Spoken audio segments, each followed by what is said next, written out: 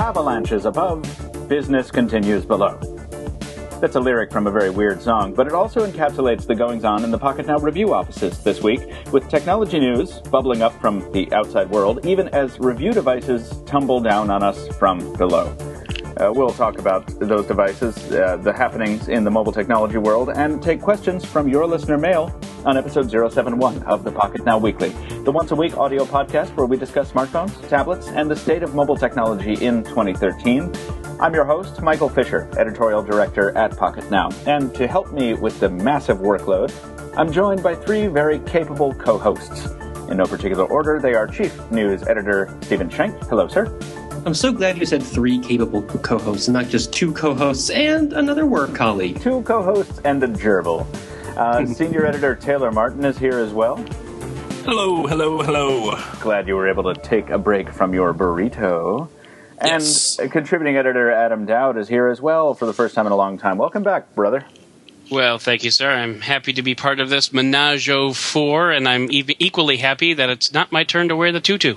Very nice, very nice. Butchering language and English expressions all in one go. I like it. Hey, I aim to please. I'm on Long Island. You guys may have been aware that we attended PepCom last night. Brandon Miniman and Adam Lane and myself were covering some gadgets we've already seen before. The Instagram feed was live, but not much else was live last night. So we're very sorry, listeners, if you were expecting some stuff from New York City. It was a good opportunity just for us to talk to some folks from OEMs and kind of see things we had already seen in different colors, like the Galaxy Gear, things of that sort. But That's so innovative. Fun. Yeah, no, but it was a lot of fun. It was cool. It was cool to meet people, and it was cool to Instagram a couple shots. We did pick up a review unit, guys, of the ZTE Nubia 5. Ooh. Yeah, I'm saying that right. And I think that's going to go to Jaime Rivera for a Pocketnow Peak, which will be a lot of fun. So anyway, forgive the mic. The whole reason I bring this up, guys, is because the microphone I'm using is not the usual one, so I'm sorry. I'm not in the studio. I don't sound as good as I usually do. Fortunately, Which is like crap anyway. do. Yeah, see, Taylor sounds good. He's a little more bouncy than usual, but he's just as acerbic as ever. Isn't that lovely? Yes, if you notice any echoing, hello, hello, hello, it's because I moved into a new office and I'm so excited. Yes, you were very excited to get out of the old office, as I understand it. Yeah, we're it's like a excited for you. dungeon. Yeah. There was no window.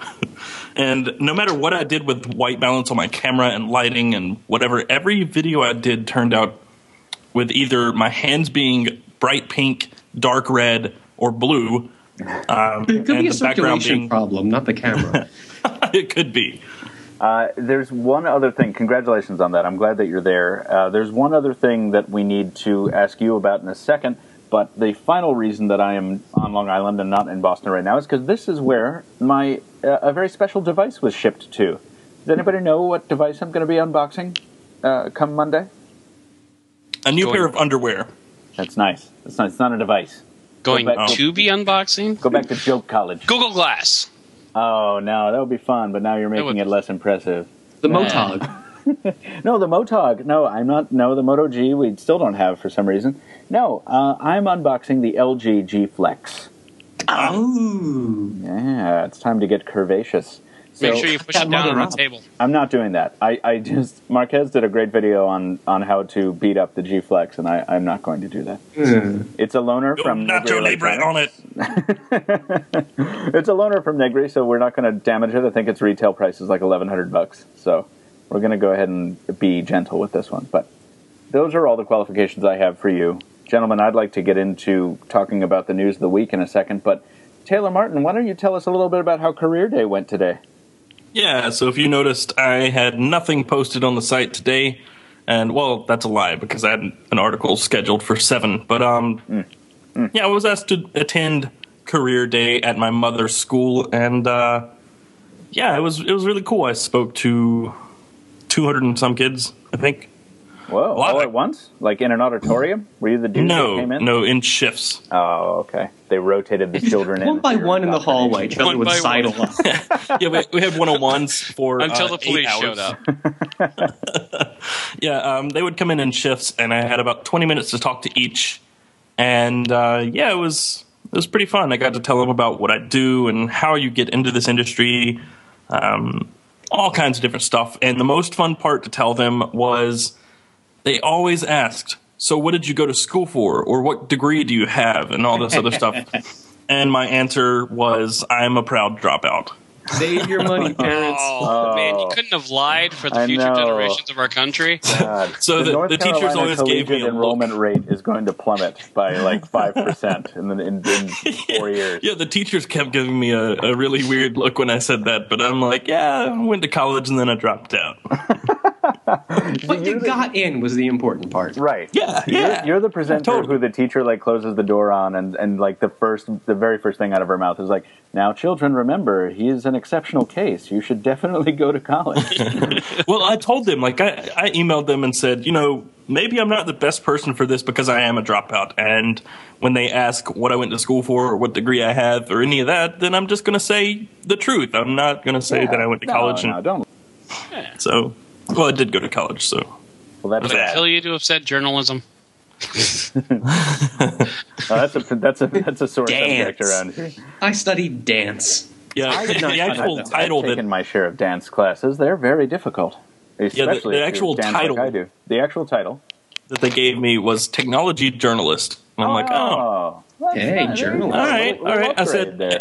I told every group of children that walked in that if an actual journalist saw that sign, they would probably smack I was me. just going to say, did like one of the local paper reporters like kind of angrily come up and then just stare you down? After they got done vomiting, yes, they would definitely smack you. Yeah. If you don't have the little press card that goes in your hat, you're not legit. Yeah. Well, I was actually between a chef and a farmer, and one other room was a lawyer. So I think I was safe, but I definitely had the coolest job out of all of them. Yeah, congratulations. Arguably. Yeah. So we can thank Taylor Martin for educating the youth on what it's like to be a technology writer, at least. And Yes, a college dropout. And I showed a video of Michael's, and they were like, "Is that Tony Stark?" No, that can't be true. Yes! That didn't happen in real life. No, it didn't happen. You see, Taylor, I was hoping that you actually would have videotaped your presentation so I could watch it, so I could find out how to get into this business. One of these days, Adam. One of these days you'll make it. So Back to the dungeon. let's move on. Congratulations on that, Taylor. Stephen Schenck, tell the listeners about an important thing that, frankly, we're not talking enough about. Well, me, but I don't think that's why we're on this. That's why I showed up. Dive into the whole Stephen issue here. Okay, well, a lot's been going on this week. Well, we had our big Reader's Choice Awards. That's what I'm talking about. Yeah. Talk about that. Tell us what that's all about. All right. Well, month in and month out, we're always telling you what we think about these smartphones and tablets, or putting them up against each other, and you're getting a lot of our opinions. And we hear from you in the comments, we hear from you on the forums, and we try to engage with you, hear what you like, and give our opinions back and forth. But we really wanted to do something different this year. So instead of us telling you, what are our top 5 favorite phones for 2013? We wanted to give you the opportunity to tell us what you think is the best. So we put together a big old list. Not everything, mind you, but we think we hit a lot of the big phones, the major tablets that came out this year, and we're asking you to vote on your favorites. So from now through, I guess we're going to the very end of the year, you have the opportunity to vote. You can either hunt down that Reader's Choice post, and hopefully we'll link to that in the rundown. It is, yep. Or we also have it running on the sidebar of the site. On the main page, you'll see it over on the right, all the way at the bottom. Scroll down, place your votes, and come back into the year and see who wins. That is awesome. Have you all voted yet? Have none of you voted yet? I have to go vote. I mean, this is a Reader's Choice. Are we allowed to vote? I've already written my own bot. I voted 167 times. That's right. Oh, God. That's probably a really legitimate, actually, threat to our system. Isn't it? No, we were limiting it to get one vote apiece. Okay. I think it does reset after a week if you want to come back later, but I think after a week you can have enough time to think about maybe another option. So if you want to put 2 guesses in, then or 2 votes in, just wait a little bit and try it again. The system is fatally flawed. I voted from all of my devices, which is about 100 times. Awesome. So, Awesome. Have you forgotten? I'm from Chicago. Vote early, vote often. That's right. Adam Doud cast 1,600 votes for the Lumia 520 in 4 hours. Why is the pre-3 winning on this thing? Yeah, I wrote in the pre-3. There you go. There you go. Well, get over there, readers. The link is indeed in the podcast rundown for this post, and you can find it on the sidebar, as Stephen says. It's a fun thing. Stephen, thank you for building it. Thank you for taking charge of this awesome thing that we're doing. No problemo. Let's move on to Android, shall we? We got to talk numbers for a second because I don't understand them, and I hope someone does. Presumably the guy who wrote the post. Stephen? I was told there would be no math. Yeah, so as anyone who's been following the Samsung and Apple legal shenanigans is well aware, these things tend to never end. We got in this one particular case where Apple was upset at Samsung for supposedly violating their design patents, utility patents, costing them a lot of business. And this one case ended up getting its verdict back last summer. And so ever since then, there's been this big argument over exactly how much of the money Apple should really get. The jury originally gave them just over $1 billion. And then the spring came around and the judge said, no, that's the jury probably overstepped their authority, or they generated a number in an improper manner. So part of that verdict was nullified. Samsung was definitely on the hook for at least 600 mil, but the rest of it they had to go back and retry. Finally got a new number yesterday, and 290 million on top of the 600 that Samsung already paid. So out of it, it was like 1.05 billion. They're ultimately paying high 900 million. So Samsung really got it handed to them now. Well, and as far as the actual number goes, apparently Samsung wanted like 80 million. They admitted they were liable after the verdict was already in, but they thought that it should only be a small, well, comparatively speaking, fee. Apple was pushing towards a much higher number, and today some reports came in. The juries have been talking, your members have been talking about how they got to that figure. They basically thought that Apple's experts were more credible, but they wanted to throw Samsung a bit of a bone and sort of split the difference. So it could have been higher, but... Isn't that funny? Like, I mean, yeah, it could have been higher, of course, but even if it was many times the amount that it ultimately ended up being, this is a company, and Stephen, you helpfully linked to this story, this is a company that in 2012 is rumored to have spent $12 billion just on advertising. I mean, I don't know what their yearly revenues are. I'm kind of looking for that, but I can't find it. Okay, so that's 6.5% of its total revenue on advertising. I mean, that is an astronomical revenue number.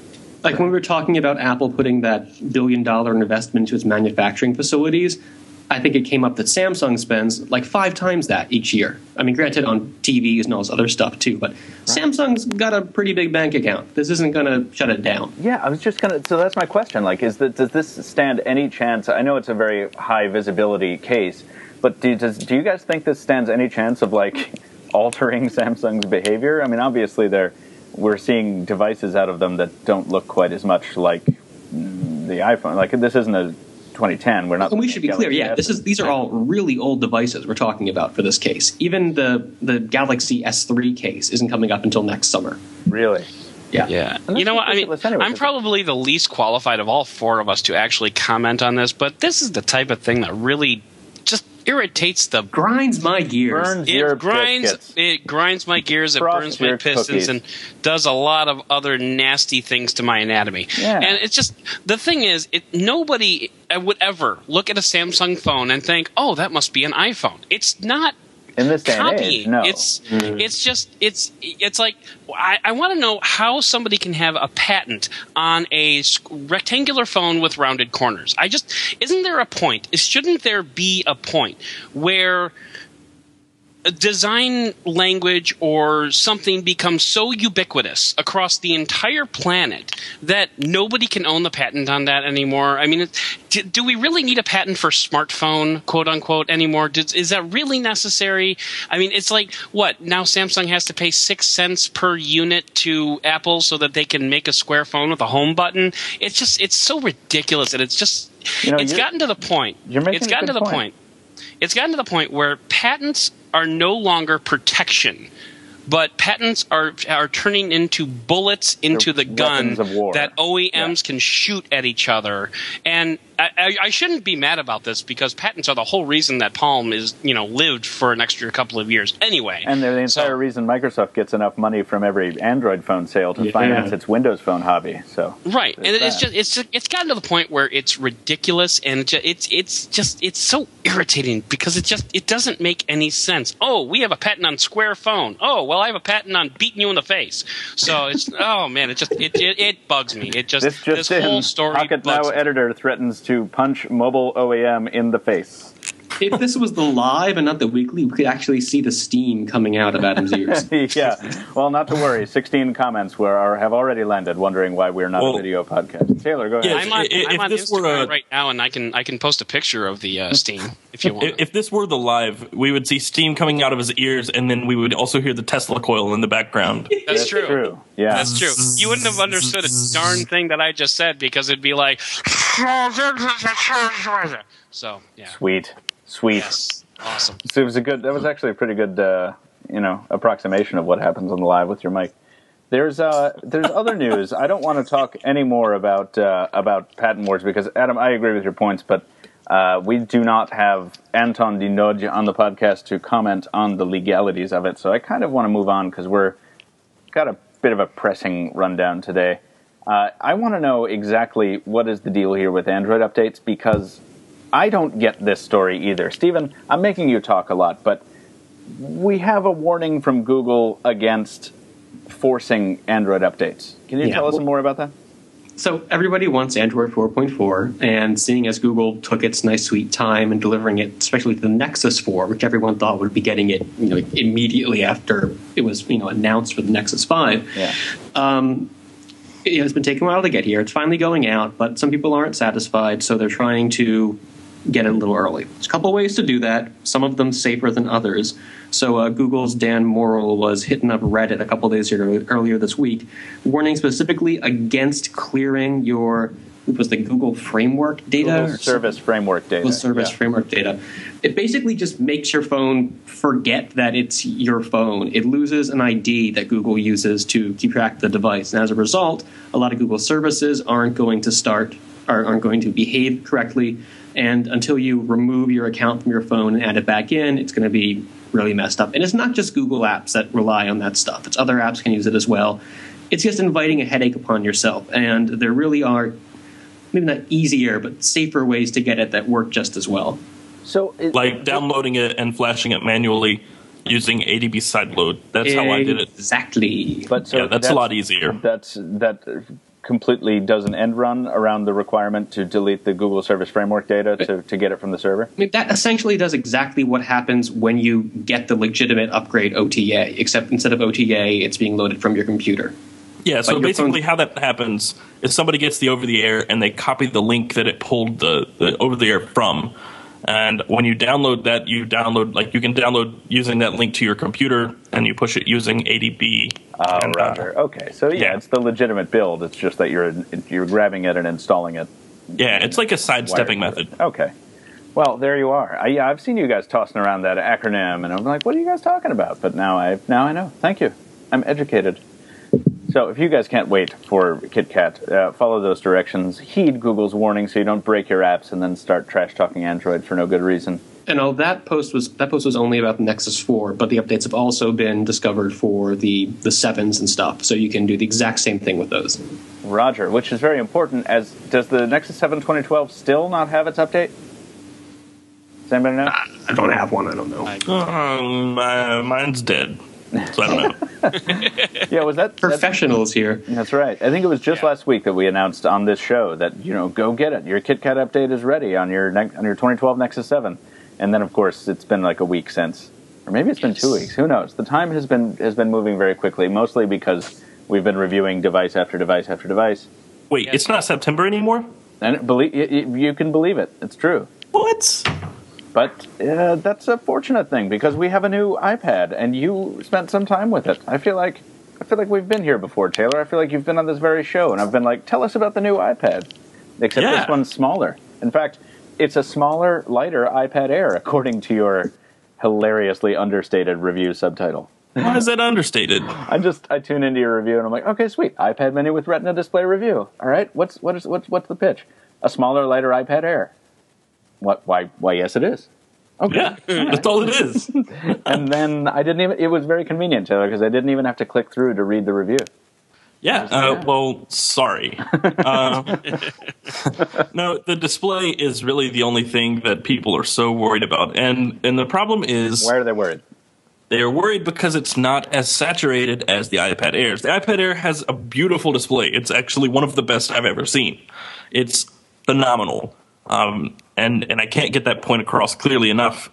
But the iPad Mini with Retina display is super, super sharp, but it's not as vibrant. So the color gamut is not as great. Do we know why that is? Is there a technology barrier there? Is it a software issue? That's the only thing that makes sense to me, is that they're having trouble with the color reproduction with a display that's so dense. Holding it wrong? Yes. No, I mean, okay, so we get gamut that's even better on 1080p smartphones, but this is a very different panel, and we talked about this a couple weeks back when we were talking about the aspect ratio of Apple's displays. They're 4:3 when pretty much everything else in the world is 16:9. So Apple is having to special order these displays, and there had to have been some sort of complication along the way. I mean, LG is having some maybe quality control issues or even supply issues. They're not able to keep up with demand right now, and that's something that there's a commenter saying that these panels came from Sharp. Is it Sharp? I think I heard Sharp. Yeah. Huh. Okay, so it is Sharp. Well, I don't know. I don't know. I know that I know Sharp made the iPad Air's display, but I was reading that I thought it was. Let's see. I know there's an iPad Air, or not iPad Air, iPad Mini display shortage. Yeah, there's we've been talking about the supply constraints, or the rumored supply constraints surrounding this device. I think we talked about that last week. Yeah, so basically the way I think that this happened is Apple had to make a choice. Stick with a lower resolution with a more saturated, better-looking display, or bump the resolution to where it's clear and crisp and not quite as saturated as the larger model. And, I was using the tablet and I was enjoying it, and then someone in the comments noted that it was not as saturated. So, I pulled out the iPad Air and compared them, and it took about 2 seconds to realize, hey, it's not as saturated. But here's the thing. So I've been using it for 3 or 4 days, or I had been at the time, and I hadn't really noticed it until anybody pointed it out to me. Yeah, I mean, eventually you sort of get used to it. Yeah, eventually I would have noticed it, because I would have had to have done the comparison with the iPad Air, which you just did. Yeah, I just did that. But I would have done comparisons with other tablets, and eventually I would have noticed that. Right. We're talking about over the weekend when I wasn't working. I was using the tablet by itself, and I didn't really notice it. So it wasn't something that just jumped out at me. And your average user probably isn't going to have multiple tablets they're comparing against either. Yes, 90%, 99% of the people that would own this tablet will never notice that. Ever. Ever, ever, ever. It's kind of like the Nexus 5 thing, where it's like I found it to be a pretty subpar display next to all of the ones I compared it with, but just considering it in a vacuum, I was like, wow, well, you put the right wallpaper on this thing, and I'm like, oh, well, this is actually quite colorful and nice. Yeah, by itself, it's not that bad. And I figure the display on the Nexus 5, has anybody confirmed that it might just be a calibration issue? Because we had that same problem with the Nexus 4. I don't think anyone's confirmed it, or if they have, I don't know about it, but I wouldn't be surprised to learn that that's the case. Yeah, so do you think that's also happening here? I mean, do you think we'll see a software update that brightens this thing up? I doubt it. With Apple, it's probably just the way this tablet is. But the thing that I have against iOS 7 is how bright the colors are. So you turn on your iPhone 5 or iPhone 5S, whatever iOS 7 device you have, and the display is super, super saturated. Not super AMOLED saturated, but very, very saturated and very vibrant. And the colors are like pastel and neon at the same exact time. And the display on the iPad mini, it kind of mutes that a little bit, enough to where it's actually like, oh, this isn't so bad. Like, that's how I feel about it now. And in the comments and the review, the video review, all the comparisons, everybody's like, how can you not, discredit Apple and the iPad mini with the display like it is? And then you do the Nexus 5. And I think people are forgetting that I didn't discredit the Nexus 5. I said nothing about the Nexus 5 display. That was Brandon. And I said nothing about the original Nexus 7. What? What are you talking about? No. Brandon wrote TLDR saying that he returned it. He returned it. Yeah. Yeah. So people are confusing that, I suppose. But I've never really said anything about color saturation in a smartphone display. I used the Nexus 4, and I used it with the stock kernel, which means that I used it with the terrible calibration, and I never really had a problem with it. And that's you, a tech writer. And I mean, why do you think that normal people out there are going to see this? I mean, this question could be asked of anything: Nexus 4, Nexus 5, iPad Mini. Do you think that this is enough of an issue that people out there are going to say, like, "Oh, I wish this was more colorful"? No, we're hearing a vocal minority is basically what it is, and people who probably haven't even used it.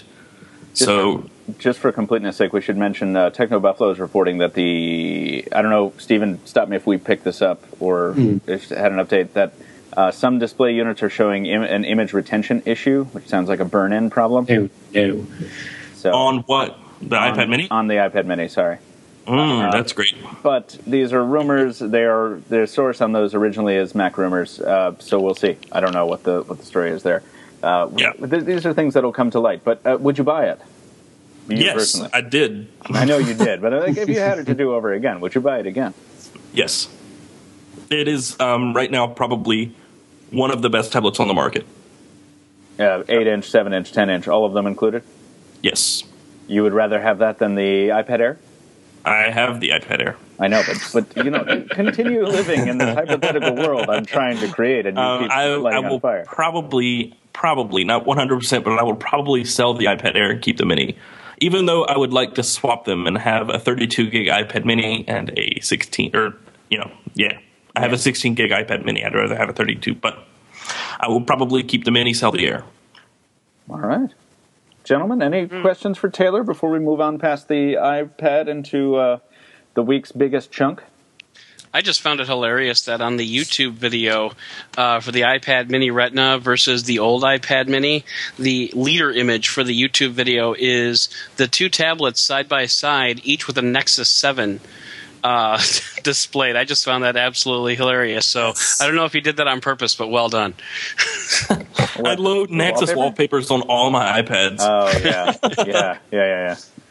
Always play with their minds. I would love an iPad Mini. If anybody out there would like to buy me an iPad Mini for the holidays, I would appreciate it. I'll get right on top of that. Looking at you, Adam Doud. Thank you. Yeah, all done. I'll sell you an iPad Air, and you can run over it with a truck and make it thinner and lighter and all the things. I saw Brandon's iPad Air yesterday, and it was great. It was my first iPad Air I got a hand on. It looks like an iPad Mini blown up. Wow, that's the idea. Should have been your review. Imagine that. That's understated, Michael. Let's move into Windows, guys, because we have another tablet to talk about. But before we get there, I want to just briefly cover this phablet territory. The Lumia 1520 is finally available for purchase at AT&T, although I understand there are some supply shortages, according to Anton, who reports that because of overwhelming demand, says AT&T, your Nokia Lumia 1520 order is delayed in shipping. Apparently this is an email sent out to people who ordered it. As soon as your shipping label is printed, blah, blah, blah, we're sorry. This is from Microsoft and AT&T, actually. And Microsoft will throw in a $25 discount for your next Microsoft Store purchase. if you're Not affected by bad. this issue. That's not bad. Yeah. I don't Too bad get it. you're We made 500 1,000 of them. Yeah, well, one person decided to buy it, and they had trouble shipping those 1,000 from the factory. So that's the problem. I don't know. I'm really excited to see how this thing is moving. So I've gotten a 1520. We got one from our friends at AT&T and Nokia, and we unboxed it. Everyone, we don't need your reminders. We know we're late on this. Thank you for your patience. I actually, you know what I loved? I loved the wave of joy that hit the comments when this thing went up, because I'm uploading this thing and we're so late, and I'm so annoyed that we're late, and it's just ugh. And then instead of a massive wave of where you been? We're finally. There was actually just hundreds of people going yay! I'm so glad you've got it. I'm like, oh, good. Everyone's in the streets holding hands and singing. Yeah, it was a very kumbaya day. Yeah. So anyway, we have it. I've been using it for the past few days. The full review will be coming soon, but not before the G Flex review because we have to get that back first. But I have not been able to exist in the world without people asking me about this phone.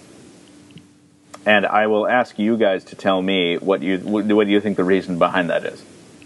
I've been stopped on the street. I've been stopped in bars. I was stopped at the door. I was in Times Square today. I was going into a building, and the doorman checked me in and gave me my badge and whatever, and then stopped me. And I was 10 minutes late to the meeting I was having because he was talking to me about my phone for a very long time. Because he couldn't stop talking about the Lumia 1520. Why do you think that is, gents? I'm surprised I have you no hear idea. this. I don't care anything for it. Sorry. Because it's epic. Because it's too big. Boom, boom, you've found it. So this is the same exact thing that has happened with the Z Ultra, with the One Max, with the Galaxy Mega. Taylor, I believed you when you said that people stopped you all over town with the Galaxy Mega, but I've never experienced it to this degree. Something about the way the 1520 looks in its matte black finish. Oh, matte black. It makes it look just even bigger than it is, and it's huge. It's overwhelmingly, unreasonably huge. Can I just say that that is what she said? Ha-ha! Oh, I don't have my joke horn queued up. I could have. So I'm getting the impression that from these run-ins you had with people, they're concerned with the size of the device, not that it's a Windows phone or a Nokia. They just think, oh, what's that big old thing that guy has? Yeah, that's exactly right. First of all, they don't care about the OS. Even when I turn the screen on, they're kind of still just flummoxed by the size. But Stephen, concerned is the word I would have used if I were in your position trying to describe this. That's not what they are. People are fascinated in this order. They're curious, horrified, morbidly fascinated, and then slightly aroused. It's very peculiar. Everyone ends up liking this thing when I'm done showing it to them. And it's not because I'm doing anything. Are we going to publish that as the 5 stages of phablet? Yeah, pretty much. Well, certain phablet, because this also happens to be a very pretty phablet, even in black, in unremarkable black. So I'm just fascinated with the relationship people have with huge smartphones. You know what this is? What? This is people being excited over Windows Phone because the Windows Phone app gap will end by 2014. Yes. Wait a minute. you boom. When you're not destroying a segue, you're putting one in 2 subjects early. I was going to say, always. You dumbass. Surprise, man. You got the segue thing down, but now we just got to work on the ordering. Well, but it's a process. It's a process. Yeah. You know what? You're lucky. You're lucky because before, when I did shows podcasts and stuff before Pocketnow, I was known as the anti-topic. So you're just lucky I'm talking about something relative to the industry. You know what? Count our blessings. I want to see this headline. Taylor Martin Segway problem will end with 2013. That's what I want to see. Can we get Joe Belfiore to say that, please? And the picture is him falling off an actual Segway. Yeah, with his helmet flying and that stupid thing. That'd be great. Segways are fun to ride, by the way. Can somebody Photoshop my face on Paul Blart, please? Yes. There you go. While I'm crushing, I need to be four-wheeling a Segway over something, and it needs to can somebody please make this? Please. Well, we are going to jump to that topic, but not before we make the point that the Lumia 2520 came to my office. I spent a day with it. It was wonderful, and I really like that thing. But now it's being sent to Taylor Martin because I have too much to do, and Taylor apparently has not enough to do. Did you like it more than the Surface 2? I have never encountered the Surface 2 outside of Microsoft Store. Ah. I don't know what happened there. So we didn't get a Surface 2, but I was going to say we never did. I've been watching, and it never happened. No. Where's Adam Lane when you need him? Yeah, well, we Right? talked about that last night. But yeah, so hey guys, baby steps. Like I said, we got a Z Ultra the other day from Sony instead of from a retailer. So we can only work on one relationship at a time, but eventually we'll get back into the. Does our Sony contact have any spare PlayStation 4s? No, but we saw one last night at PepCom, and that was pretty cool. Would it be? I mean, would it be good to ask what is your impression of Windows 8.1 at this point versus the way it was, say, on the original Surface? Well, you mean the RT version? Yeah. Because that's what the 2520 is running as well. Right. And you have the Surface right now, Adam. You have our review Surface. Indeed, I do. The changes they made, Microsoft made, I like. There are a lot of UI changes. Listeners, if you don't recall, you can do fun things like swipe up from anywhere on your home screen to get into your full app tray. Love that. Yeah, the UI has been improved kind of throughout, but not in any major way. And in some of the changes I actually don't like. It took me 25 minutes to learn how to frickin' reset the thing to send it to Taylor because they moved that option into somewhere far less intuitive. So it's less about the software changes for me. The reason I like the 2520 is mainly because of the hardware. And remember, this is after a day and a half of use, so you should not take this as an indication of where Taylor's review is going to go. He may hate it. I don't know. He's going to spend the requisite amount of time with it. But it was the hardware that I really favored on the Lumia as opposed to the Surface, because the Surface is very beautiful in that anodized magnesium, whatever that is, or vapor MG way. But the Lumia 2520 is actually comfortable. I think that's my buzzword for that tablet. It's just so comfy to hold and to use. And it has sparkle, which I was very excited about when I watched your video. Oh, yeah, you got to get sparkle in every video. We like our friends at 10 Tons. Yeah. You know what? What? I forgot to do that sparkle giveaway. I figured you did, you dumb. And I had so much going on. So, listeners, we're going to give away some sparkle codes. Listen, what better time than now? Yeah, they expire after, I think, 30 days or at the end of the month, so we have to give them away. Taylor forgot not once, not twice, but 3 times to give away these codes. Anyway, the game you see us playing in a lot of our review videos is, or me playing really, is that marble popping game that's very colorful. It's very handy for demonstrating a display's saturation and so forth. It's also a lot of fun to use to demo how good the speakers are on a device, because the music that the game has is great. It's called Sparkle 2. It's from a company called 10 Tons, and that company was kind enough to give us some giveaway codes for the game for iOS. So if you're listening to this and you have an iPhone and you have an iPad, first of all, congratulations. You're like like a very rare Pocketnow listener. Apparently 85% of y'all hate Apple. But we also have codes to give you, so you can get a free version of Sparkle 2. Isn't that fun? And it is. Once we figure out how to do that without Taylor Martin, who will forget it, maybe we'll give Adam Doud the honor of doing that. I've already forgotten what we're talking about. What are we talking about? Yeah, I know you did. Yeah, go ahead and segue us into webOS there, Taylor. In the meantime, Adam. I was actually going to ask Adam Doud if he'd put webOS on the Surface yet. Can you do that? You can do that? No, you can't, but I figured you would probably try to find a way. You know what? I do have a meetup this Sunday, so get back to me on Monday and I'll see what I can do. You might be able to virtualize it. You might be able to install like some sort of development software and virtualize it on your Surface tablet. Would you do that if you could? What are the webOS meetups like these days? I mean, is it kind of like, do you count the number of tumbleweeds that roll through, or do you just watch them at this point? No, actually, our big thing this Sunday is going to be watching Netflix on a touchpad, because a couple of our folks were ACL beta testers, so that's pretty exciting. They were trying out new ankle muscles? Yeah. Well, don't even get me started about that. But no, the app compatibility layer from Open Mobile that devices is bringing for some reason to 2-year-old tablets. So a few of our folks are beta testers from the Kickstarter, so we should be watching those. It'll be fun, and we're also going to be putting webOS on a Surface, so that should be fun too. The game they play is whoever falls asleep last wins. Oh, I'm excited about. Oh man, I can't even pretend.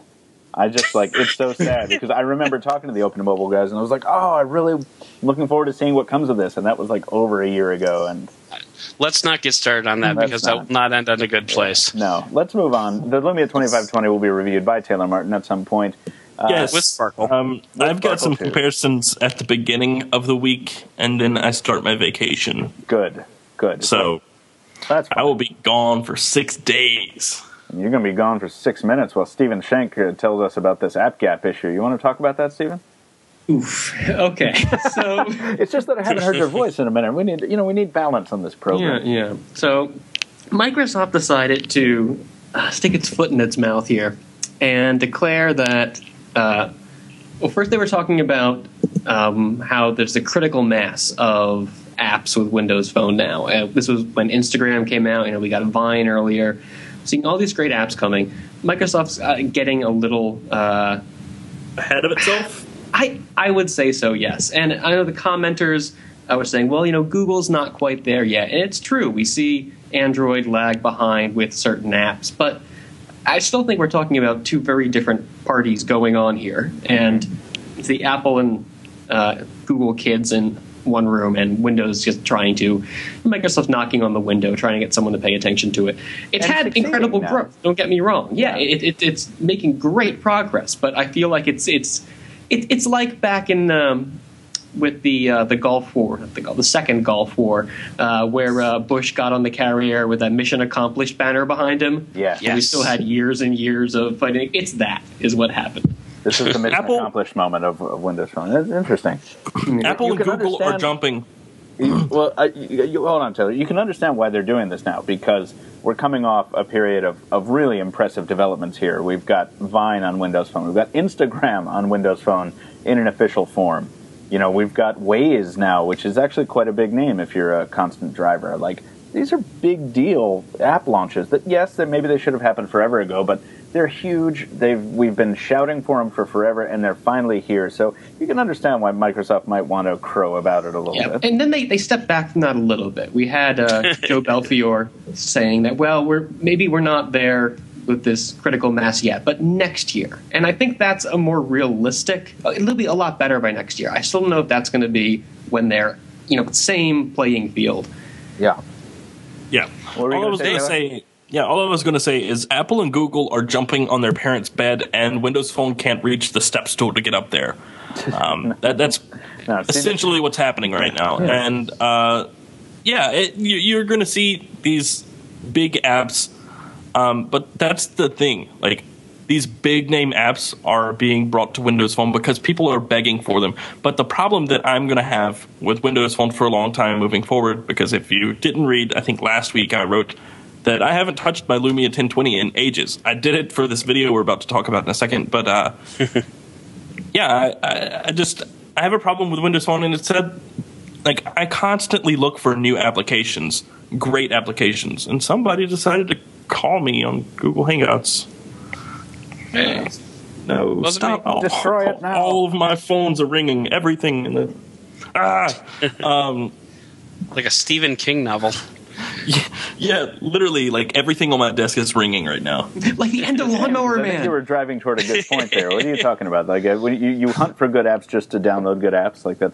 That's what you do? So much going on. Yes, so I look for new apps all the time.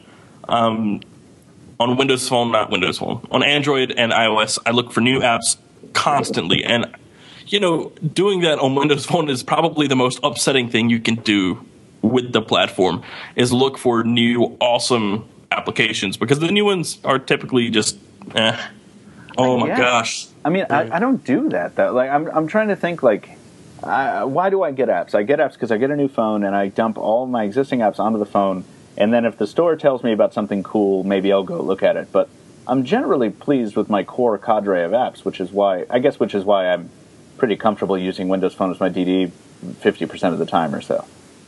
Right. So, but I can understand how you would be frustrated if like that was a prime piece of your mobile existence's enjoyment. It's like, oh, I'm going to go check out and see what new apps I can load on this thing. Yeah. I think it's interesting that Microsoft said when they were first making that critical mass comment, they were also talking about the quality of the apps and saying on average, apps in the Microsoft Store have a higher out of 5 rating than you'll see on iOS.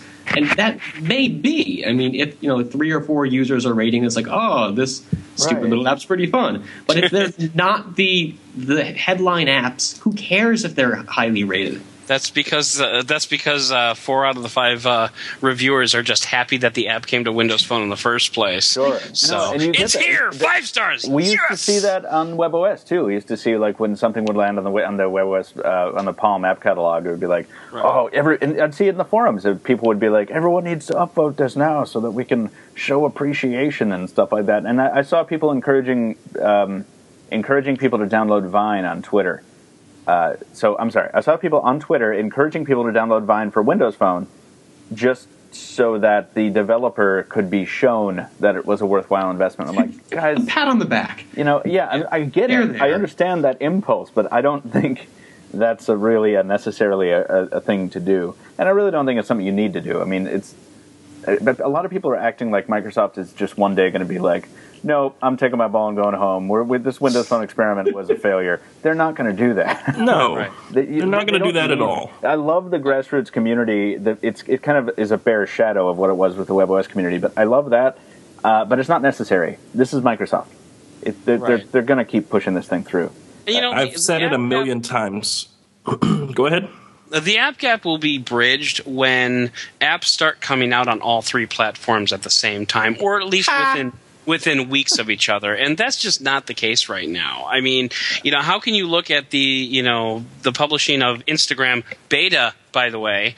How can you look at that and say, oh, the app gap is going to be filled by next year because we got Instagram 3 years after everybody else? It's that's an exaggeration. Android only got it last year. Okay, but still. So I don't know if my point kind of got lost in all the confusion and other nonsense that ensued when everything on my desk started flashing and buzzing. But the point that I wanted to drive home was the app gap for Windows Phone won't be closed until the smaller guys are the ones that are also developing for Windows Phone. Because there are applications out there like Pocket Casts, which I use a lot. I love that application. I rely on it for my podcasts. The Windows Phone needs a really good podcasting app because it doesn't have one right now. And Xbox Music is not necessarily it. Yeah, so things like Pocket Casts. Is Pocket isn't available on Windows Phone. No, I don't think it is. No, Pocket isn't. Feedly isn't in an official capacity. There are a lot of applications out there from smaller developers, smaller firms that I really, really, really enjoy, and they're not available in an official form. They're available in these third-party knockoffs that are generally, they feel like they were coded in about 30 minutes. And there's a lot of those in there. So let's talk about that. I actually want to hear about that because as it relates to Instagram, because we do want to go to the next thing. Steven, did I step on you there? Did you have something? I was going to say, I was thinking the same thing, not so much with the smaller apps, but like startups, these Kickstarter campaigns. I was talking about Coin and how you don't see when companies are releasing a new product and they have to really choose where the resources are going to go. You get the iOS apps, you get the Android apps, they're still not delivering Windows Phone apps out of the gate, and that's a problem. That is a very good point. Your app gap will continue to exist until people are like, hey, let's support this first. And I think there's a danger of people are tired of this argument on both sides of the fence. I think people are tired of having this argument, and the people who are in the let's get Windows Phone to massive levels camp are tired of defending it. So I think it's very seductive to believe that this argument is now old and not worth having. It's not true. This still needs to be discussed. It still needs to be fought against. Maybe not in the I don't think the grassroots manner is the way to do it. I think that Microsoft needs to continue soliciting not just established players, but promising new startups, like you say, Stephen. Which is interesting because, I mean, Nokia's had the develop program for a long time now, and that develop program is geared towards the independent, smaller firm developers who, if you create an app that gets, 80% of 4 stars or better over 200 reviews, then you get X amount of points, and after a certain amount of points, you can actually cash those in for, gift cards, devices, everything like that. So, I mean, that's a very big program by Nokia, and they're bringing in a lot of the independent developers. So it's kind of surprising that some of the more popular independent developers aren't jumping onto that particular bandwagon because, quite frankly, they could clean up. That's interesting. I think what needs to happen is one of those sponsored apps now needs to blow up, right? Like it has to be this thing where it's like it's suddenly the next Snapchat. And there's a commenter, I'm sorry I can't find him or her right now, who made a very good point and said, they don't need to just secure the big titles. They need to find one that is exclusive and that makes people say, oh my God, I wish I had a Lumia so I could run that. And there really aren't many of those. Actually, the first time I got an iPad, it was before Angry Birds came to Android. And one of the reasons I really wanted an iPad was Angry Birds. That wore off in about 30 minutes, but that wore off very quickly. But I still, I was so envious of everyone with Angry Birds. Like, all I wanted was Angry Birds. So I bought this app for Android called, Catapult or something like that.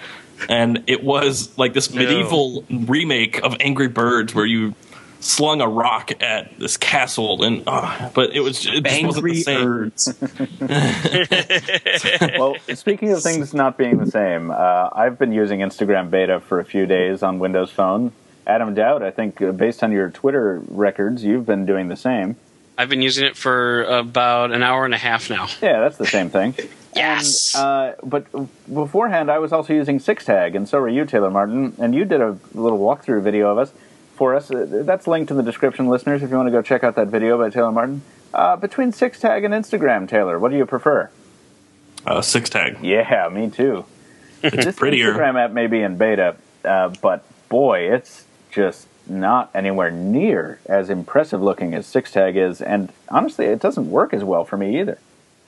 Isn't that it is beta. Yeah, it doesn't, and it has no video capture, no video uploading, no video anything except for video playback within the app. So, you know what's funny? I was watching the Instagram beta walkthrough video of Taylor's, and I was thinking, when he brings up the point about there's no inbuilt camera app, and I'm just like, that's really no big deal. Just like, I can't imagine why that's such a big deal. And then I went to actually share a couple of photos that I've taken with my phone, and they just didn't fit. And I said, wow, that's really annoying. They should have their own built-in camera app. Well, they do, but it's not to aspect. So when I said that in the video, I said, so it doesn't have an inbuilt camera, or does it? Because it does, but it doesn't. It's hard to explain. Profound stuff, man. You break out the good stuff. You know what? I hate you, Michael. No, so out and listen to these so you hit contradictions, man. They're everywhere in our whole world. I hate all you. All right. Okay, Trolling on the podcast. Yes. Taylor, why don't you try to make that point again and make it, comprehensible? I was trying to to build the point up. So you hit the camera button, and what it does is it takes you into your camera roll. But inside the camera roll, there's a camera button. So there's another shortcut to a camera. And when you tap it, the app kind of flips out like it does when you switch apps or return home, and opens up this camera view. It takes you to the stock camera app, doesn't it? No, it looks a lot like the stock camera app, but it's not the stock camera app. Really? What's wrong with the aspect ratio? Well, the aspect for every other Instagram app out there is 1-to-1. Is 1-to-1. So you have a square, and this one it's 16:9. But does it squish it or crop it? It crops it, but that's fine then. It's fine, but you're not really seeing. Deceptive. Yeah, you're not. Seeing You're not seeing the square. How difficult would it be to just change the view to 1-to-1? That just doesn't make sense. Time they had, how difficult would it have been to not release a beta app in the first place? Well, you know what, though? I'm sure they were getting pressured like crazy from Microsoft, from Nokia, from whoever. I mean, to get this out there. And I'll say this: I think it's pretty cool. First of all, that a third-party app, granted developed with Instagram's semi-blessing, is better than the official offering right now. I don't know how long that'll continue, but 6tag is a remarkable accomplishment, and you should still download it if you want a better Instagram experience on Windows Phone.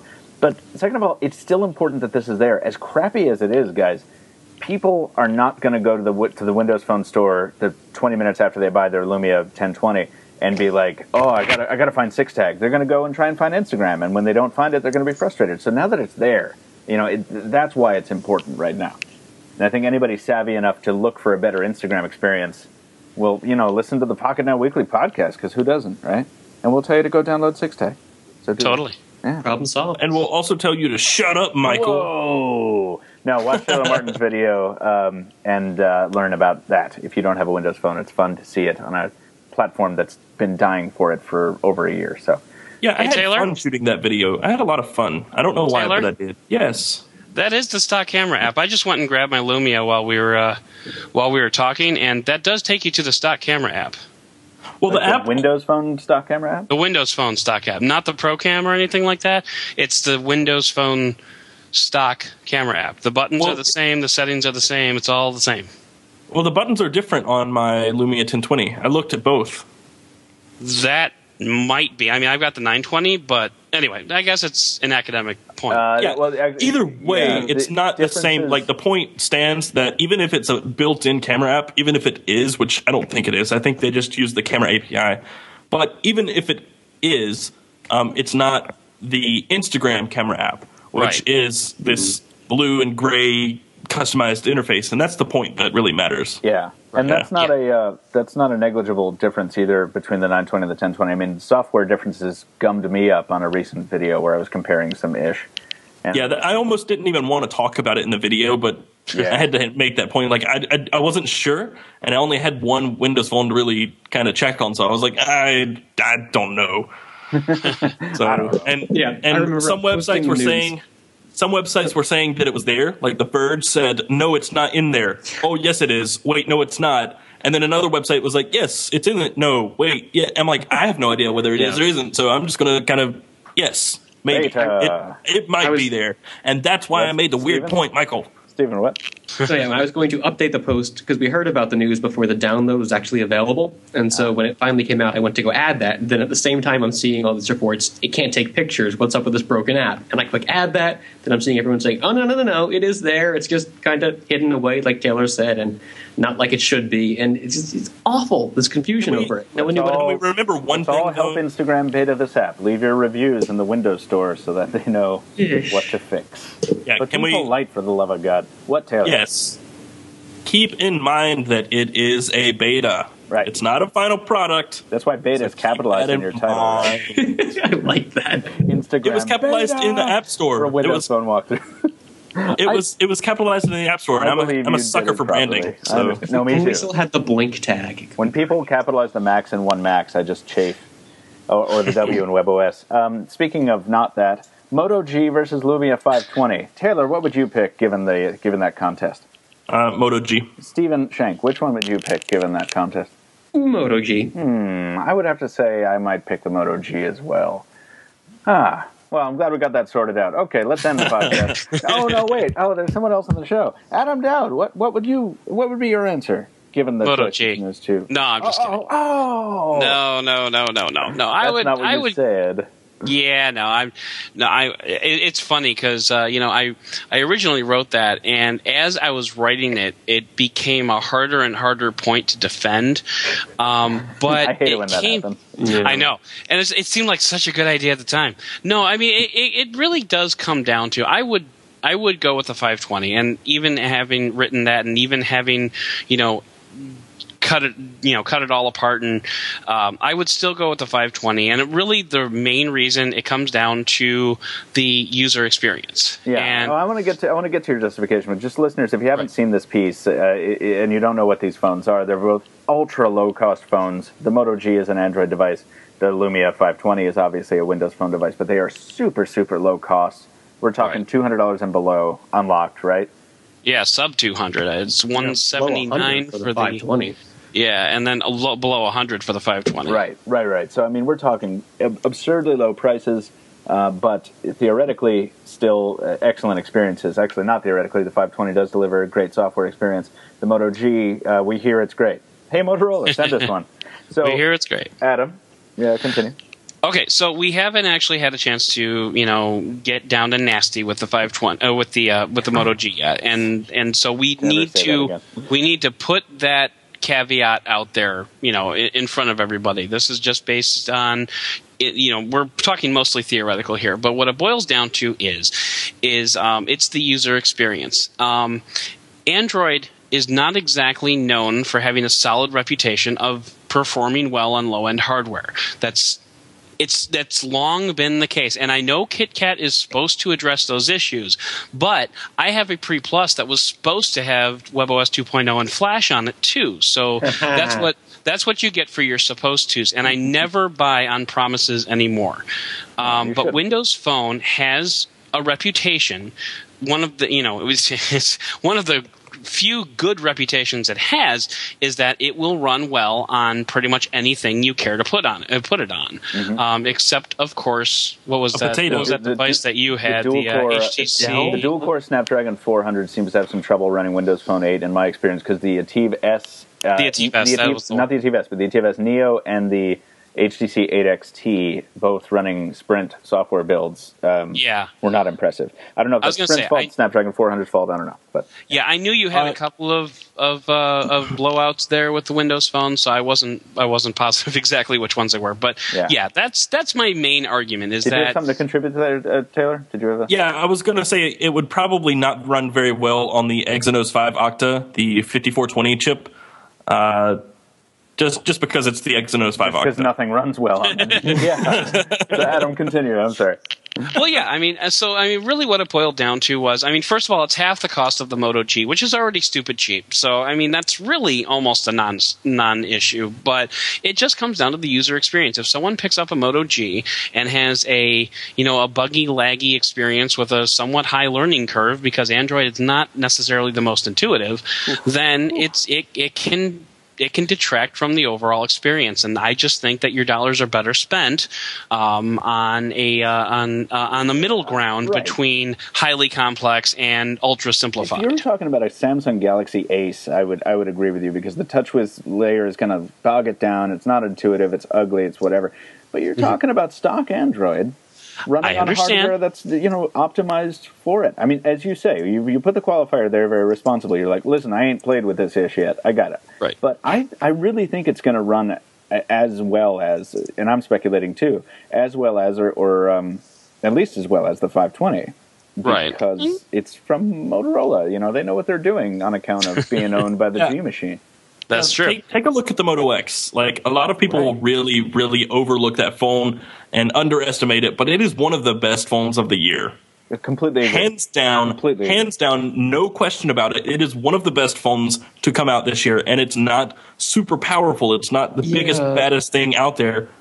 It's not the cheapest thing ever, but all I'm saying is that you have to give Motorola some credit for realizing that specs aren't everything. So while HTC and Samsung and all these other companies are packing their phones with the biggest, baddest things, Motorola is taking a step back and heading in the opposite direction. I do worry, though, that we're drawing too many conclusions between the G and the X. Oh, no, they're different phones. Yeah, they're different phones. And I want that to be clear, but I think I have a lot of faith in Motorola. Because it's Google.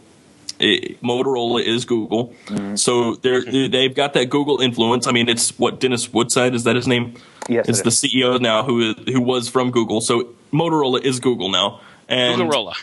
Yes, and what you're seeing there is that Google influence on user experience. I really hope that's the case too. When I was at the Moto X thing, Dennis Woodside was quite a good presenter. I just wanted to say that.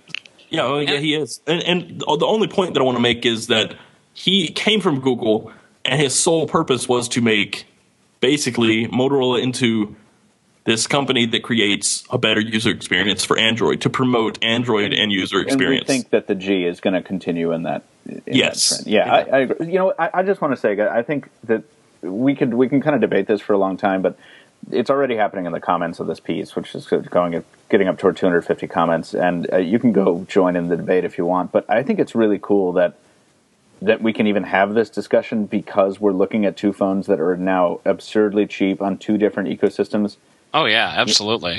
I think it's really awesome, and I'll be honest with you. I mean, the 520 impressed me at first, but it wasn't until the Moto G came out that my mind actually turned to this entire sector of low-end but not awful devices, right? Like good low-end devices. So I think it's cool. I think it's an interesting lens that you're examining this through, and it's going to be nice to toss these up next to each other on a video if we ever are able to do that. So yeah, that'd be nice. Ever get either one of them. Well, we have a 520. Well, we have two 520s. Like we've got the Home Shopping Network one, and we've got the regular, the 521. Okay. Or go ahead. I'll say this just to continue that whole user experience thing. If I had 4.4 on my Moto X already, unfortunately I don't because I don't have a Verizon Moto X. I would switch from the Nexus 5 back to the Moto X right now, this second. Totally. Oh no, I agree. I don't even need that. I would jump back to the Moto X anyway if I had a nano SIM. I would if I had it on T-Mobile. My problem is that it's on AT&T right now, and I have already blown through all my AT&T data this month. Man, that's scintillating stuff. Let's talk about more I hate you. Stuff. Also, NASCAR. Let's close it out with the webOS thing, because Adam wrote a cool piece, not talking necessarily about webOS in its current state, which is kind of non-existent, but in how it persists, how its bits and pieces of its carcass still persist in the form of features from other operating systems. This is pretty cool. I like this idea, Adam. Yeah, every now and then, Tony lets me write about webOS, and for that I'm eternally grateful. I have like a bank of like headlines that I toss out to him every like 3 months that I can just pick. Okay, it's been a while. Maybe I can ask him about this now. But yeah, it's one of the nice things. Everyone says webOS is dead, and actually in the article, I believe I wrote that for the first time that webOS is pretty much dead. Long live webOS. Long live webOS. What about LG? But then I did throw in the caveat saying, I am a webOS fan, so I have to write it's coming back. But yeah, it's not. But it's nice that webOS lives on essentially in what I call its legacy, in that just a lot of the design paradigms that webOS was built around, you now find in pretty much every other major operating system. And it's the type of thing where it's like when you're watching these product announcements and they're saying, when you're watching the iOS 7 announcement, they're saying, oh, look how you can flip through cards and then you can toss it up to the top. Everyone's pointing at that and saying, that's webOS. And that doesn't happen for any other operating system. When was the last time you were watching a product announcement and you said, oh, that's Symbian right there? It never... It doesn't happen. No, I feel like it does. It happens in the Android and iOS camps with every announcement ever. It's like, you copied us. I'm sure it does. Yeah, but no, interface elements are rarely done. Well, the notification shade is a good example. But yeah, no, the card elements, even though I have to say, though, Adam, and I said this to you in the email, right, that Apple beat everybody to the punch with those in Safari. In Safari. Yeah, which, is not a... Yeah, I'm just saying. Cards, fair enough. But I miss them as like a core level user interface element. But what else is there? There's fascinating stuff like Synergy, right? Synergy. I mean, as I said in the article, you tap on, pick up any phone, tap on settings, and tap on accounts, and you're looking at Synergy. And some of the older operating systems were, I believe, another entry from your email, or maybe it was from one of your articles, Michael, but you mentioned if you have ever had a phone book entry that says Dad's Cell, then you know what we're talking about when it comes to Synergy, because you don't have to have that anymore, because now you take all your contacts and you take from all your different data sources, you just put in your username and your password, and all of these operating systems just suck down all this data and put, Adam Doud, from his Facebook information, his Twitter information, his home phone, his cell phone, and these can all come from different data sources, and it puts them all inside one contact. So now you don't have. And it's always flawless. It wouldn't, it would well, and it still wouldn't stop your parents from like throwing all that stuff out the window and still inputting you as Mike Boston. Right. But it puts all that stuff in one place, and webOS was really the first to really use the cloud that effectively. Right. And so and everybody else, kind of got on the board that train, and hey, it's awesome because now I have all my contacts synced up to Gmail. So geeks like us that switch phones every couple of months, we can sync everything up to Google, and we can still have it on whatever device we happen to pick up at that time. So we can thank webOS for that. It's a very cool piece. I would go through the rest of the points, but you should actually go read it, listeners. It's a fun time. There are some features you may use. Judging from some of the comments, some of our readers are now getting to the point where like webOS died long enough ago that people are like, yeah, by the way, whatever happened with that? I sort of heard about that, but whatever. So you get to learn a bit about this, and you'll get to learn about why swiping away a notification in Android only showed up after Matias Duarte took charge. So, yeah. Well, can I add to the whole contact sync thing? Sure. Because I was syncing contacts with Facebook and Google and several other clients, even Twitter, back in the BlackBerry days. So I mean, you were syncing them, yeah, but did they merge automatically? Manually, yeah, like. That was the whole conceit with the pre's. Like, you got it, you put in your logins, and the pre was like, all right, sweet, leave me alone for 30 minutes, and I'll have you ready. And then your phone book was set. I mean, it was all put together. Well, that was all built in to the core operating system, but, I mean, I did that on BlackBerry, yes. It wasn't all built in. But you also had to deal with, like, I'm sorry, I had a BlackBerry too, but I remember what that phone book was like. Like, you had to live inside that awful address book. Like, but this all goes back to what we were saying. Awful. It was. We were saying earlier about software patents. It's an obvious idea, syncing your contacts across devices. But the point is, webOS did it really well. It's the implementation that also matters. Yeah, right. Absolutely. And there's a direct corollary to the current implementation of Hangouts, where Hangouts includes your SMS now, which is great, but your text messages still appear in separate threads than your instant messages, which makes no sense. Because if you're going to bring it all into the same hub, then just do what webOS did 4 years ago and put them all in the same thread. I'm raising my hand over here. I think it kind of makes sense. It does? The way I get in touch with people, I like my conversation separated by the medium. Yeah, but then you got to ask yourselves, like, okay, did they Hangout me that address, or was it texted to me, or did they Facebook message it to me? Which of these three apps do I have to go into to figure out where the webOS launch party is? I don't know. I usually just remember. Well, good for you. No, I know what you mean, though, Stephen. Like, but that's exactly it. I mean, Adam's response is what I was going to say. Like, there's always people. My girlfriend and I talk all day long via IM, Facebook, IM, Hangouts, and SMS, and I don't know where the hell the bit of the conversation was where we're going out to dinner. Why can't it all just be in the same thread? My brain is lazy because of this technology. Basically, is what you're saying. Yeah, pretty much. Yeah, we have technology. That sums it up. You want to be lazy. Yeah. My brain is lazy. It's a good piece. If you have a lazy brain and want to know why you have a lazy brain, well, it started there. Go look at it. That's the last piece in our rundown. We got some listener mail, and Adam Doud busily claimed about 40 million pieces.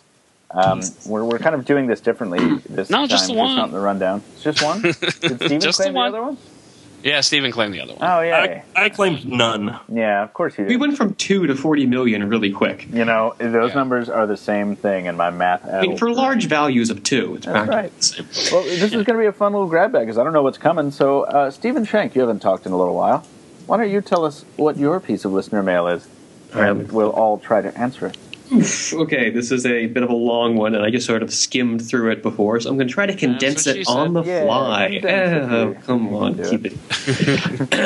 Okay, so Alistair Shaw is writing in about the Nexus 5. He's had it for about 2 weeks now. and is finally starting to get to see some of the problems with the device firsthand.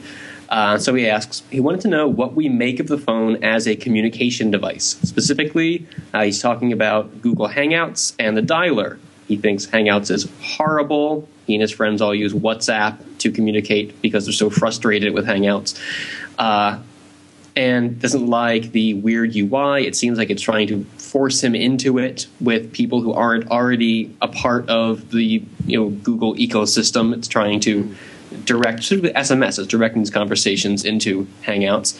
And the dialer, he's coming from a Samsung device. He thought the Samsung, the TouchWiz dialer was a lot simpler, clearer, easier to use, and doesn't like the UI on the Nexus One at all. And so he's asking, in general, has it always been this way on Nexus devices, this being the Nexus 5 being Alistair's first, where he thought he was getting into a simple phone, no bloat, the pure Android experience, but he's finding it sort of, marred down by these features he doesn't really enjoy. And he wants to know what we think about all this. Well, we'll be happy to say. Yeah, we'll be happy to say things, except for Taylor Martin, who's backdooring out of this thing. Like, what happens when you find the pure Nexus experience is hell? Anyway, on the next Pocketnow Weekly. Yeah, no, that's a good TV ad spot. Yeah, I'm kind of with him on this one. I was not a big fan of a lot of and I was on the fence about the Nexus 5 specifically because of the software when we were first discussing it and when it was announced. I don't like the dialer. I find it difficult to use as well. Hangouts, I just simply don't use. When it changed from Google Talk to Hangouts, I did not like the way it kept track of conversations. I didn't like how I couldn't see. I know it's gotten better where you can see if people are online or not, but I think Google really screwed the pooch on this one. Well, it's certainly not as simple as it was, right? I mean, I agree that yeah, but I take the opposite view, where for me, even if it is a little more difficult to use, I'm talking about the dialer in this case, if you're doing something different, then I think that kind of brings it back into the acceptability domain, and they are doing something different. I mean, in exchange for the kind of revamped, unconventional UI and the dialer on the Nexus 5, you get that pretty awesome Yellow Pages-like integration. Yeah, I just saw that for the first time the other day and was surprised by it. Like, I didn't put you in my contacts. It's really cool, right? I mean, it's like neater than I thought it would be. Yeah, I'll give it that. It's seamless. Yeah. Like that to me is innovation. It's innovation that should have happened a long time ago. Like, why didn't we think of this a long time ago? It's confusing when you first open it because you're like, where is everything? You expect to hit the phone button and immediately see a dialer, and that's not what you see. You see a search bar and some other things that kind of don't make sense at first. Right. Yeah. Right. And then once you're in it for a minute or so, or you open it for the third or fourth time, you're like, I know this. I've got this. I feel like Google's trying to train us to do things in a way that will be beneficial to us when we get used to them. But just that initial beneficial to Google. Well, yeah. I mean, the key is serving both of those things. I'm trying out the whole SMS and Hangouts thing, and I'm not really much of a fan of it either. I'm getting there. It's growing on me slowly, but I'm just not a real big fan of the whole SMS and Hangouts. I actually kind of liked it better when I was using SMS with chat heads. God, I have turned around my opinion on chat heads. I think they're really annoying now. They kind of are, but I like them. Like, I do and I don't. Okay, so my thing with Hangouts is that if I'm going to have to jump between conversations to find stuff, so back to what we were talking about a minute ago, I want it to at least be in one app. I use so many different services to talk to someone. I use Facebook Chat, I use SMS, I use Google Voice, I use Hangouts.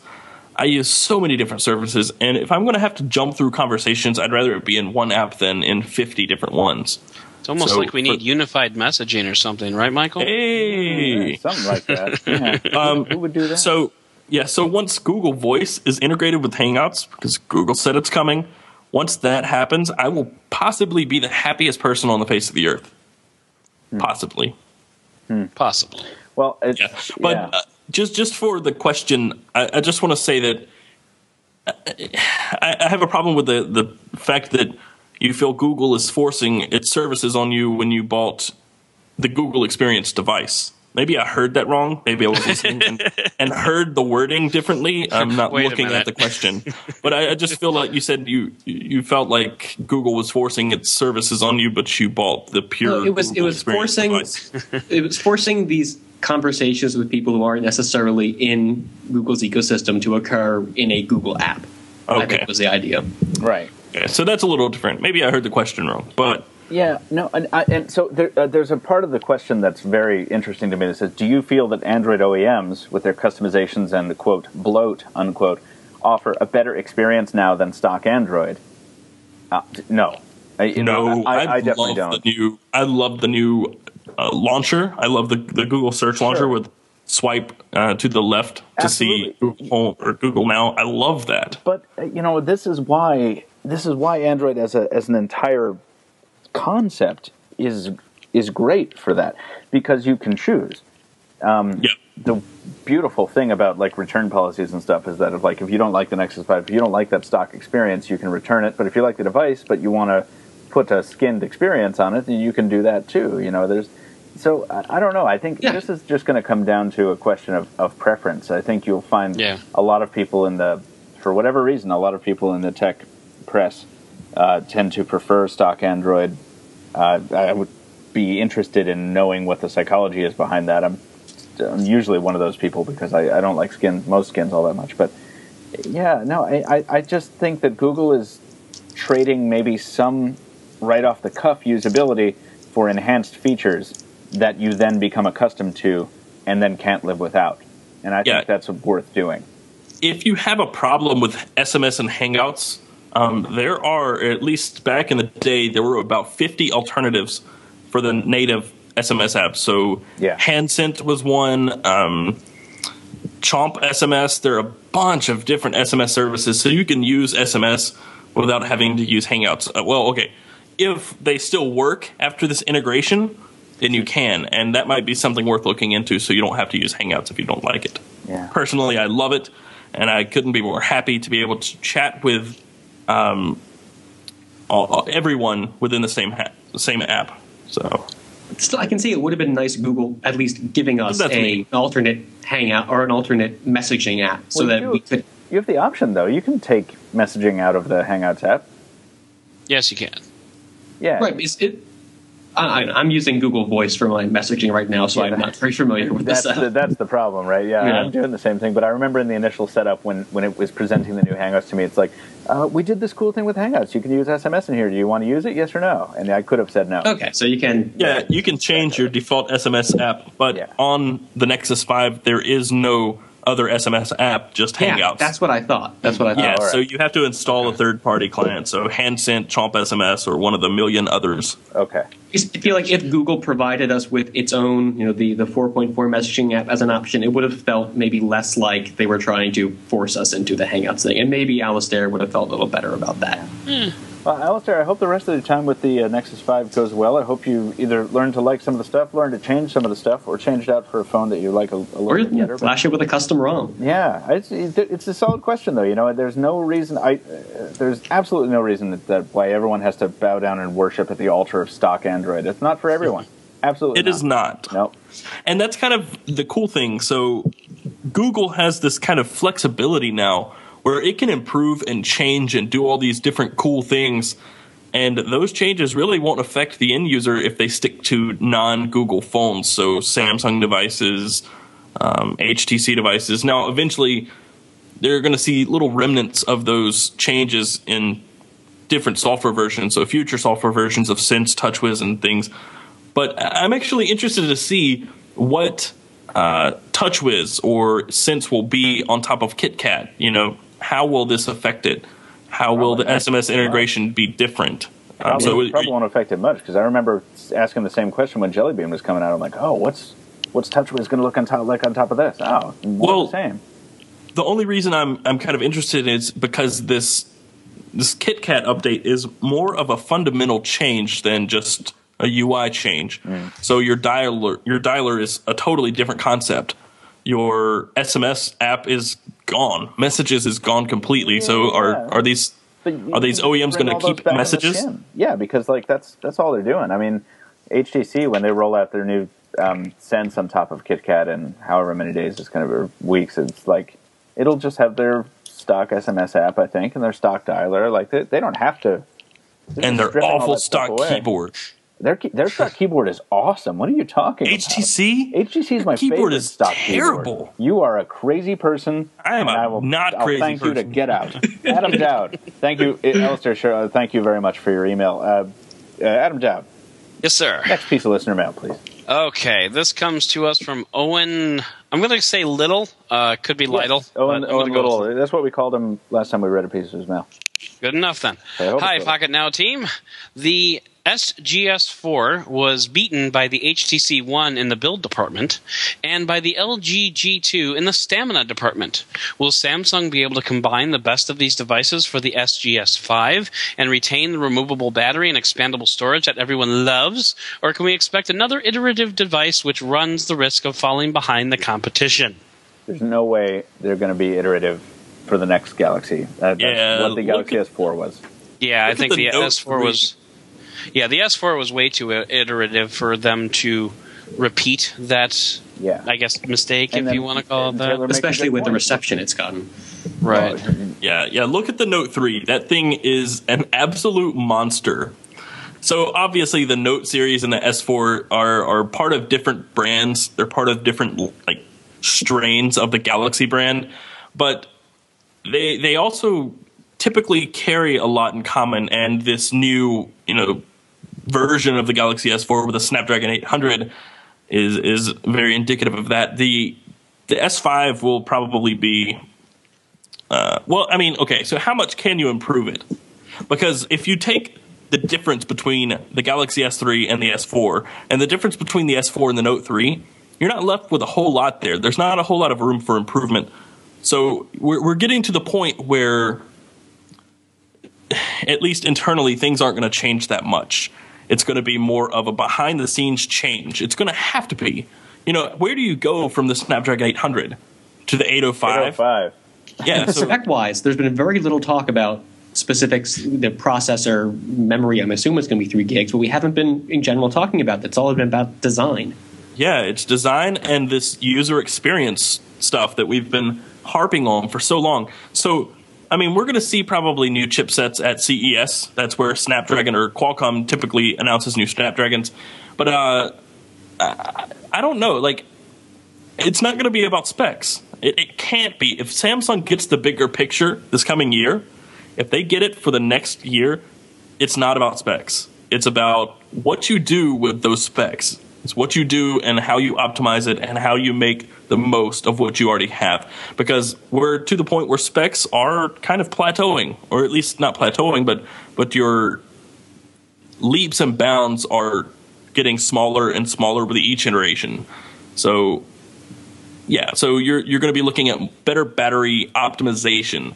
And really the only way Samsung can truly just blow everyone out of the water and catch everyone off guard is to obviously create the stellar HTC-like metal phone. Yeah, but I don't know if they're going to do that, because I don't know if they're convinced that they have to do that. Because I don't think they will. Were you saying something before about the reception of the Galaxy S4, in terms of how well it's been selling? Were you?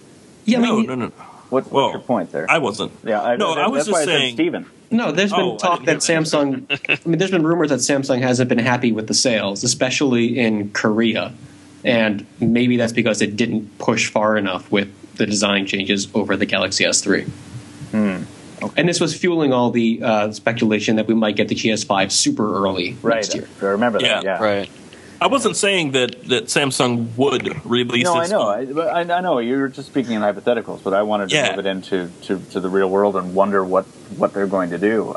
We saw some rumors. I didn't put it in the rundown because I just really don't want to talk about it. But there's rumors that we're seeing leaked photos of a metal frame for the Galaxy S5. Yeah. But there have been metal frames under the. Isn't the core of the S4? No, it's all polycarbonate. Yeah. But there have been metal frames under tons of plastic phones before. Droid Razor. Sure, yeah, and it's like, well, it's Kevlar, but put still. whatever you want on top of a metal frame. It doesn't mean that the industrial design is going to be the premium levels that a lot of people want from the Galaxy S4 sequel. So, well, yeah. Can we move on, gents? Absolutely. Please. Great. I've got one. Taylor, while I'm reading this one, you're going to be our last listener mail reader. Go find one, will you? I already got one. Thank you very much. Yay. All right. Well, this one is from Andy from Finland. And Andy's email encapsulates several that we got on this same subject. It seems to be a hot topic, probably because we're covering so many absurdly huge devices. Greetings from Finland, he says. I started following you and I was wondering what phone to get earlier this year. Based on your recommendation, I got an HTC One in black. Hooray. Hey. With a slight stretch, I can even use it with one hand. I know it seems, even though it seems really small, though, now. With the introduction of One Max, Lumia 1520, Z Ultra, and Galaxy Mega, it seems that enormous phones are here to stay. These so-called mobile phones make your head look small and your jean pockets minuscule. Is there a maximum size for a mobile phone? Do you believe that increasing number of OEMs will join the 6-incher party? Or do you think that we'll have to wait for foldable displays to arrive until we see new attempts on big phones? Best regards, Andy. This question fascinates me because I've had to deal with this for weeks with people asking me in public, what's that big thing you're carrying? Do you think that, I mean, wow, they're so big. Like, when is it going to stop? That's the question. Guys, I don't know. Who's finally going to stand up and say, no, we're not competing on size anymore. This is a boring way to differentiate ourselves. We're doing something else. Apple? Yeah, Apple's still doing it, but I mean, they're, yeah. No, I really think that the screen size tops out at 6 inches, and I think even 6 inches is a little bit too big. But as long as the phablets are here and they're here to stay, then I think that's going to be where it has to max out. Are they here to stay, though? Is that? I mean, that's the question. Yes, I think so. I can envision a world 5 years from now where we all look back on this crazy time of 6-inch phones, and we're just like they're going to be the, I don't know what, like the Uggs of the future or some questionable style. No. Crocs. Yeah, by then we're all going to have Google Glass, and we're going to be using holographic interfaces anyway. Right, so. but when we look back on devices like the HTC One, we're going to look back on them with much more respect than any of these jumbo phones, which are just absurd. Well, no, I think they're already too big as phones is the problem. We reached that a while ago. Somewhere in the middle of that 5 and 6 inch range, at least from my experience with the first Note, it's just you can't talk on it comfortably. But the issue is we don't care that much anymore about talking on our phones. No, it's all about the screen size. It's a tiny, tiny tablet. And so for that reason, people want that. They do all their texting, their Facebook. They want to have a larger screen to carry on them. And for that reason, they'll still remain super popular, even if they don't make the best phones. I mean, the Note 3 for me is like...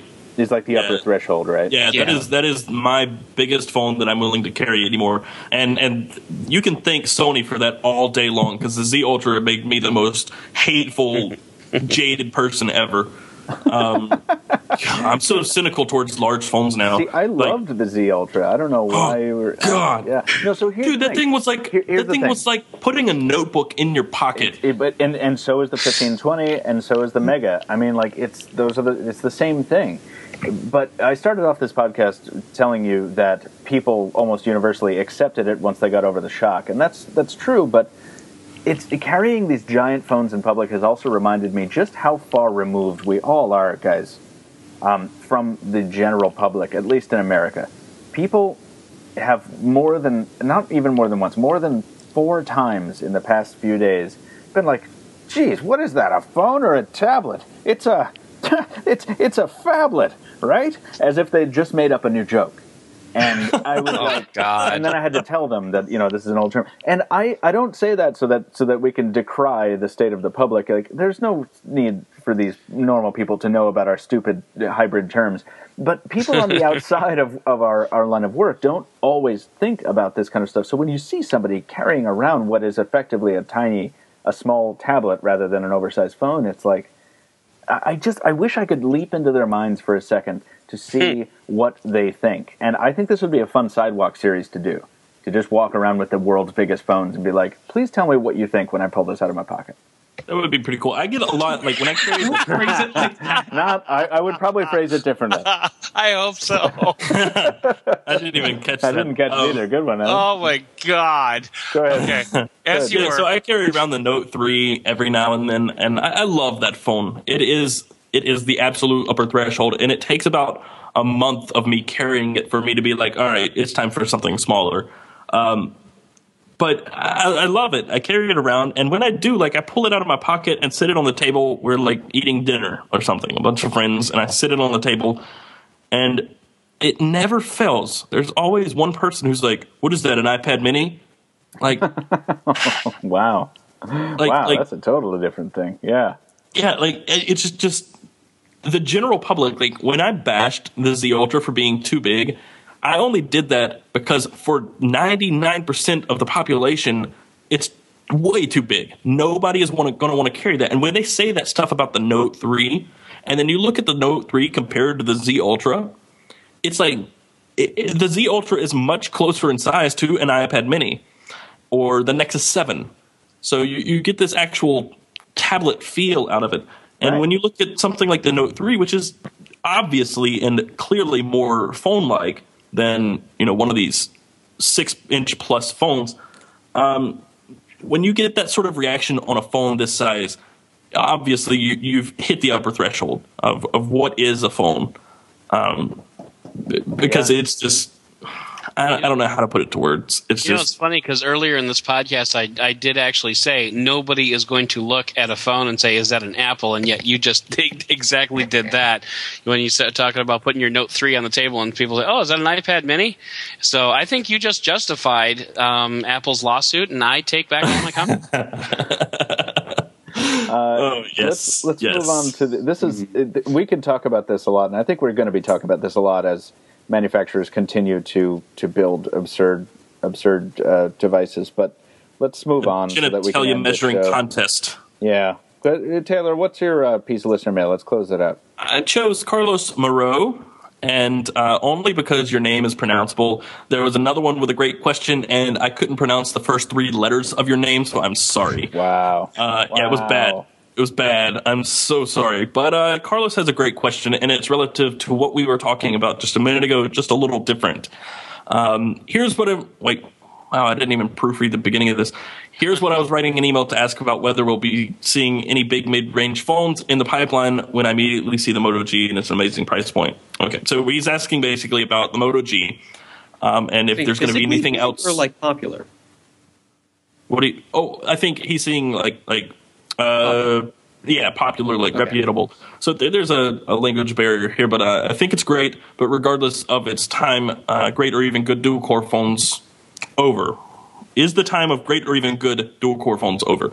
Do you think quad-core processors will necessarily be necessary? This isn't even a language thing. This is a reading thing for Taylor. Taylor. I was going to say. Oh my God! Do you think quad-core processors will be necessary on Android moving forward? I find that quad-core might be too much for my needs since I mostly read the news and instant message on my phone. I have been staring at words too long today, but. First of all, I'd like to apologize to Carlos on behalf of Taylor Martin. I just slaughtered the first half of that. I'm pretty sure I have some sort of language processing issue right now. I don't know what just happened. You need a new mobile computing system. Somebody please replace my brain with something that actually works right now. A burrito. Yes, a burrito. So basically, the best way to answer this is you can't look at quad-core being overkill. And the only reason you can't look at it like that is because quad-core and multiple-core CPUs are actually more for efficiency. Because if you use 4 CPU cores at 20% versus 2 at 40%, you're actually saving energy and power. You're using less power. So it's not overkill in that you're going to actually see benefits in the form of battery performance and things like that. So you're seeing a more smooth performance, better battery, and other things. But the time of great or even good dual-core phones is not over. Isn't the Moto G dual-core? quad core, but it's an I thought it was quad i7. core, yeah. It's quad core, but it's a Snapdragon 400. It's the variant that's quad core. That's right. Yeah, it's not the crate. We learned that lesson the hard way. Yeah. Yeah. I hate having to strike through half a piece because it's wrong.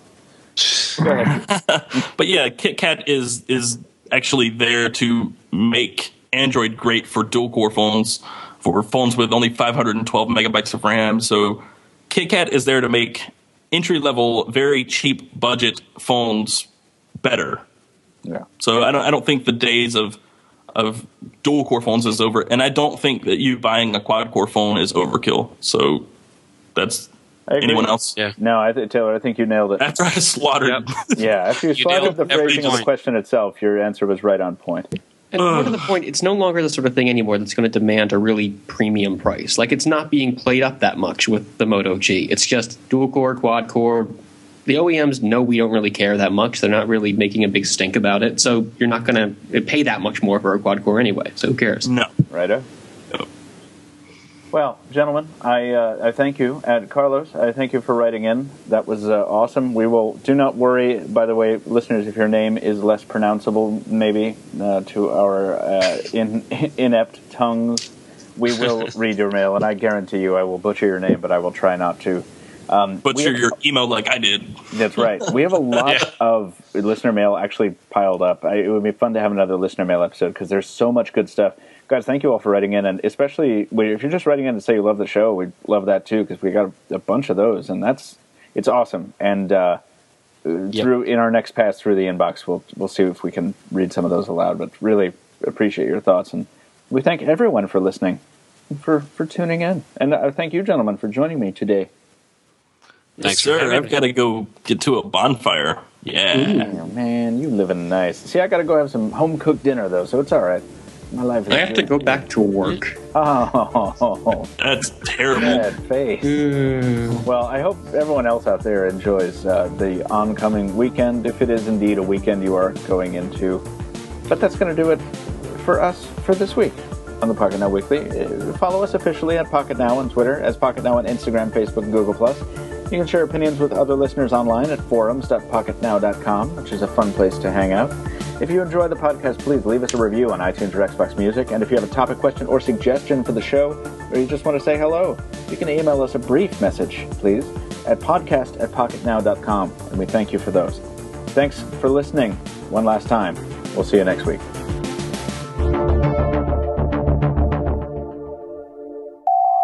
No Twitter handles? Nobody's Nothing. Nothing. Twitter. Oh, yeah. I'm on Instagram. No, forget it. Yay. No one gets to know where to find you. Oh. Well, now that we're I'm so close to 1,000 followers. Come on. We're officially in outtakes category territory now. So yeah, if you stuck around for the outtakes, you get to know where to find us on Twitter. Go Adam. There you go. I am at Dead Technology on Twitter and Instagram. Suck it. And Taylor? Casper Tech on Twitter and CA5PER on Instagram. And that's CASPERTEK. And Stephen Schenck? I think it's Stephen Schenck on Twitter. Just write something down and throw it out into the streets, and it'll probably get to me faster than post office address. Yeah.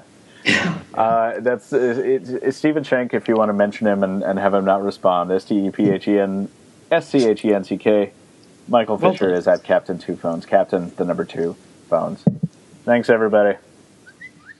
Taylor who put a Samsung whistle in the That was awesome timing. That was Taylor has a 5 in his Instagram name because he types as well as he reads emails. Oh, God. That was bad.